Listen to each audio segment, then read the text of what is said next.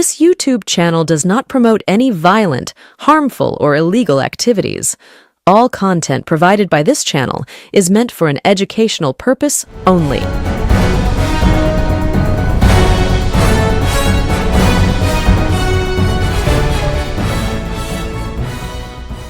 নমস্কার, আমি প্রতিবেদক সায়ন্তন চক্রবর্তী। আপনারা দেখছেন বঙ্গচক্র ইউটিউব চ্যানেল।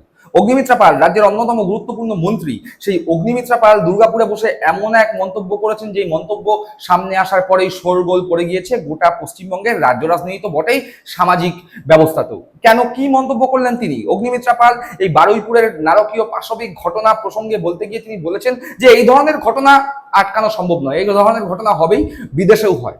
ঠিক এই কথাই অগ্নিমিত্রা পাল বলেছেন, যার পরেই শোরগোল পড়ে গিয়েছে। পাশাপাশি অভয়ার মা রত্না দেবনাথ, যিনি এই বছর অর্থাৎ 2026-এ পানিহাটি বিধানসভা কেন্দ্র থেকে বিজেপির প্রতীকে ভোটযুদ্ধে অবতীর্ণ হন এবং বিধায়িকা নির্বাচিত হন, সেই অভয়ার মা, তথাকথিত কাকিমা যাকে বলা হয়, সেই অভয়ার মা রত্না দেবনাথকে কটাক্ষের মুখে পড়তে হচ্ছে। সোশ্যাল মিডিয়ায় যে সমস্ত বিখ্যাত কন্টেন্ট ক্রিয়েটাররা আছেন, তারা রীতিমতো কটাক্ষের তীরে বিজ্জেন এই রত্না দেবনাথ অর্থাৎ কাকিমাকে। রাজনৈতিক মহলের লোকজন, তৃণমূল হোক, সিপিএম হোক, কংগ্রেস হোক, তারা তো রাজনৈতিক আক্রমণ করবে, কিন্তু যেই সোশ্যাল মিডিয়ার কন্টেন্ট ক্রিয়েটাররা অভয়া আন্দোলনকে কেন্দ্র করে রাস্তায় নেমেছিলেন, একটি সামাজিক বার্তা দেওয়ার চেষ্টা করেছিলেন, এখন দেখা যাচ্ছে তারাই এই কাকিমার বিরুদ্ধাচারণ করছে, কাকিমাকে কটাক্ষ করছে। কেন, কি বিষয়, সেটাও জানাবো, কিন্তু আগে অগ্নিমিত্রা পালের বক্তব্যটা শুনি। টাউনে আবার ধর্ষণের ঘটনা ঘটেছে, একজন গ্রেপ্তার হয়েছে। কি বলবেন, এই বারবার ঘটনা ঘটছে, এনকাউন্টারের পরেও মানে এই ধরনের এই সামাজিক ব্যাধি, এটা তো একটা সামাজিক ব্যাধি। কিন্তু আমাদের সরকার আসার পর ধরা হয়েছে, শাস্তি হয়েছে, মেরে দেওয়া হয়েছে, বিচার হয়েছে প্রত্যেকটা ঘটনা। সেই ফুটবল খেলতে গিয়ে গলা কেটে দেওয়া বলুন বা বারুইপুরের রেপ কেস বলুন। সুতরাং এখানে আপনি সম্পূর্ণভাবে আটকাতে পারবেন না, বিদেশেও হয়। আপনি সম্পূর্ণভাবে আটকাতে পারবেন না, বিদেশেও হয়। আপনি সম্পূর্ণভাবে আটকাতে পারবেন না, বিদেশেও হয়, কিন্তু শাস্তি হয়। সেই শাস্তিটা যেটা আগে হতো না, এখন শুরু হয়েছে, আর শাস্তি হবে, এমন শাস্তি হবে যে এখন তো সবে সবে শুরু হয়েছে। এখন সবার কাছে খবরটা বোধহয় নেই। খবরটা যারা যারা দুষ্কৃতী তাদের কাছে পৌঁছে যাবে, তারাও সতর্ক হয়ে যাবে যে আমারও কিন্তু নিস্তার নেই। শুনলাম অগ্নিমিত্রা পালের বক্তব্য, অর্থাৎ অগ্নিমিত্রা পাল বলতে চাইছেন যে এই ধরনের ঘটনা যা বারুইপুরে ঘটেছে, এই ধরনের ঘটনা আটকানো সম্ভব নয়, এই ধরনের ঘটনা বিদেশেও হয়, কিন্তু এক্ষেত্রে শাস্তি দেওয়া হয়েছে, বিচার হয়েছে। আচ্ছা, ভালো কথা।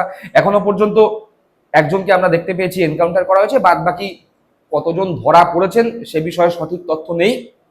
নির্যাতিতার পরিবারের পক্ষ থেকে দাবি করা হচ্ছে যে মূল কালপ্রিট, মূল পান্ডা, তাকে আড়াল করবার চেষ্টা করছে পুলিশ। এই ধরনের কথাবার্তা ওই নির্যাতিতার পরিবারের পক্ষ থেকে উঠে এসেছে। সেই ভিডিও বা সেই যে তথ্য আমরা বিভিন্ন নিউজ মিডিয়ায়, সোশ্যাল মিডিয়ায় দেখতে পেয়েছি।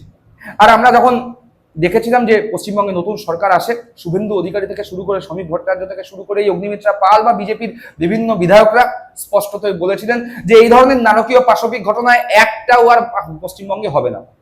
আর যখন তারা বললেন, সরকারে আসার 2 মাসের মধ্যে বারুইপুরে ঘটনা ঘটে গেল, আর তখন অগ্নিমিত্রা পাল বলছেন যে এই ধরনের ঘটনা আটকানো যাবে না। অর্থাৎ নিজেরা যে কথা বলেছিলেন সেই কথারই প্রায় উল্টো সুর শোনা গেল অগ্নিমিত্রা পালের মুখে। আর এরপরেই শোরগোল বাংলার রাজনৈতিক মহল তো বটেই, সামাজিক মহল। এ কথা কি বলা যায়, প্রশ্ন উঠছে। যাকে অগ্নিমিত্রা পাল বলেছেন, তিনি ঠিক কি ভুল তা বাংলার মানুষজন বিচার করবেন। কিন্তু অভয়ার মা রত্না দেবনাথ, কাকিমা, বারুইপুরের ঘটনা নিয়ে কথা বলতে গিয়ে তিনি একাধিক কথা বলেছেন এবং বিস্ফোরক মন্তব্য করেছেন। তিনি বলেছেন যে আমার মেয়ের ঘটনার সঙ্গে এই ঘটনার কোনো মিল নেই, তার কারণ আমার মেয়ে সুরক্ষিত জায়গায় ছিল, হাসপাতালে ছিল, সেটা সুরক্ষিত জায়গা। সেইখানে আমার মেয়ের সঙ্গে যে নারকীয় পাশবিক ঘটনা ঘটেছে সেটা কেন ঘটবে? বরং এই বাচ্চা মেয়েটির ক্ষেত্রে, 11 বছরের বাচ্চা মেয়েটির ক্ষেত্রে, সে তো বাড়ির বাইরে ছিল, বাড়ির বাইরে অর্থাৎ সুরক্ষিত নয়। তাহলে কি রত্না দেবনাথ বলে দিতে চাইছেন যে তার বা তাদের দলের সরকার আসার পরে বাড়ির বাইরে বা অফিসের বাইরে সুরক্ষিত জায়গা নয়? প্রশ্ন উঠছে, এবং এই মন্তব্য সামনে আসার পরে বিজেপির মধ্যেও প্রশ্ন উঠে গিয়েছে যে এই ধরনের আলটপকা মন্তব্য করে আসলে দলকে বিপদে ফেলছে। পাশাপাশি এই অভয়ার মা রত্না দেবনাথ তথাকথিত কাকিমা আরো একটি মন্তব্য করেছেন। কি বলেছেন? তিনি বলেছেন, আমার কাছে তো সেই পরিবারের, যেই পরিবারে এই ঘটনা ঘটেছে, তার মা বাবা তো আমার কাছে আসেনি। অর্থাৎ যদি কেউ আসে যে আসো প্রতিবাদ করো, বললে তবেই প্রতিবাদ করা যায়।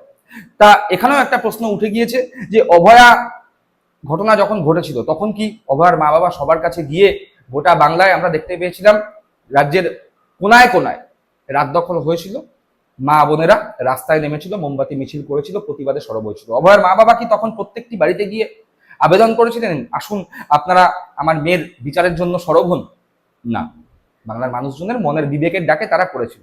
এক্ষেত্রে প্রশ্ন উঠছে তাহলে কি অভয়ার মা রত্না দেবনাথ কাকিমা যাকে বলা হয় তার বিবেক ডাক দিচ্ছে না একটা বাচ্চা মেয়ের সঙ্গে যে নারকীয় পাশবিক ঘটনা ঘটলো তার বিরুদ্ধে প্রতিবাদে সামিল হতে? প্রশ্ন উঠছে।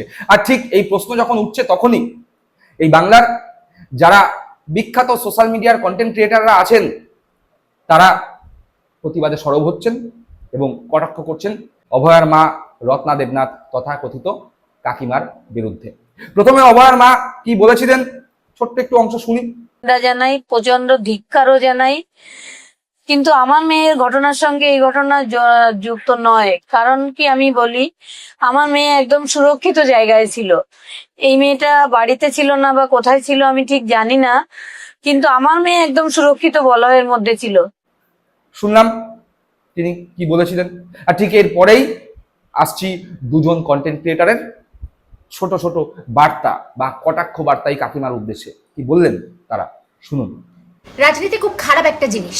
আমি শুনছিলাম যে রাজনীতিতে আসলেই সবাই পাল্টে যায়, সবার আসল রূপটা বেরোয় যায়। আর এটার চরম এক্সাম্পল হচ্ছেন এই মহিলা। মানে আমি যতবার দেখছি আমার মাথার রক্ত গরম হয়ে যাচ্ছে। মানে একটা মহিলা কতটা ফালতু হতে পারে, এনার এই একই প্যানপ্যানানি কথাবার্তা। এবার তো একটু স্ক্রিপ্ট চেঞ্জ করো কাকিমা। তা বলি কি কাকিমা, আপনি তো কিছুই জানেন না, সবাই এসে আপনাকে জানাবে, তারপরেই আপনি রাস্তায় নামবেন, নাহলে আপনার পক্ষে জানা সম্ভব না কোথায় কি ঘটনা ঘটছে। বাবা মাকে আপনার কাছে এসে অনুরোধ করতে হবে যে চলুন রাস্তায় নামুন। তা আপনি নিজের মেয়ের সময় কত লোকের বাড়ি বাড়ি গেছিলেন রাস্তায় নামার জন্য? আপনার মেয়ে হসপিটালে ছিল, একটা সেফ জোনে ছিল, ওটা আলাদা কেস।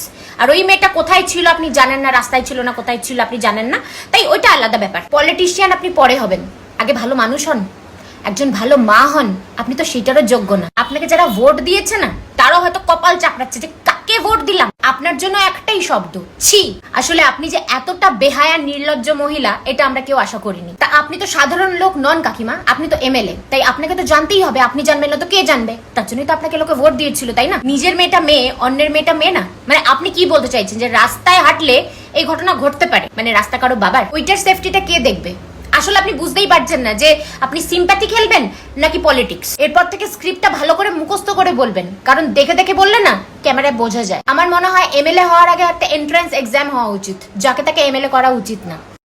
রাজনীতিক যারা বোঝে না, রং যখন তখন চেঞ্জ করে ফেলে, কথাবার্তা কোথায় কি বলতে হয় জানে না। তারা যখন রাজনীতির মঞ্চে চলে আসে তখন রাজনীতিটা না হাস্য কৌতুক হিসাবে হয়ে যায়।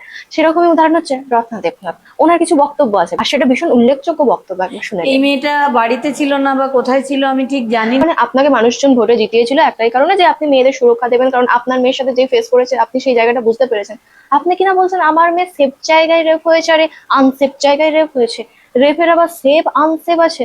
মানে সত্যিই যে মানুষের কখন রং চেঞ্জ করে ফেলে না, এদের মধ্যে কি বোধ চলে আসে সেটা নিজেরাই হয়তো বুঝতে পারেন। ওই জন্যই যারা একদম রাজনীতিটা না রক্ত থেকে আসে তাদেরই রাজনীতিতে আসা দরকার। নয়তো এই ফিল্ম স্টার, গায়ক, নায়ক, সাধারণ মানুষ যখন রাজনীতির মঞ্চে চলে আসে না তখন সেটা এরকম হাস্য কৌতুক হিসাবেই হয়ে যায়। এছাড়াও উনি বলেছেন যে উনি ঘরে বসে থেকে তো আর সবকিছু জানতে পারবেন না, ওনার কাছে আসতে হবে, দেখা করতে হবে, তারপর উনি ওনাদের সাথে মোমবাতি মিছিলে হাঁটতে যাবে। মানে এটা কি দায় সারা কাজের জন্য বলছেন না সত্যি কর্তব্য পালন করতে চেয়েছিলেন? এর আগে একটা ভালো মন্তব্য আমরা শুনেছিলাম যে মেয়েরা রাত্রি 8টার পর 7টার পর কেন বাইরে বেরোবে।